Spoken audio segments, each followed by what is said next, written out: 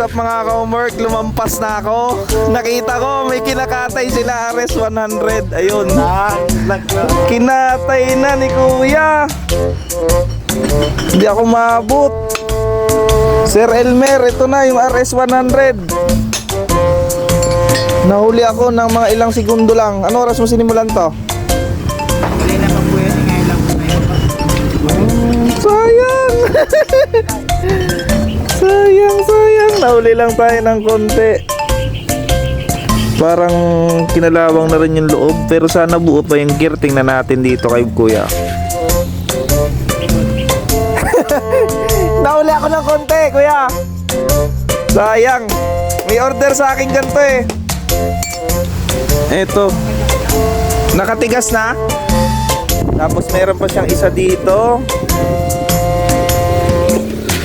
Yan. G. So, tingnan muna natin ang loob nito. Yung gear ang kailangan natin. Kaso nahirapan si Kuya. Wawasakin niya na lang yan pag na-bad trip siya. Meow, meow, meow, meow. Maganda pa yung kaha. Headlight oh. Ganda pa yung lalagyan ng oil. Ano yung sinasabi ni sir na kailangan niya?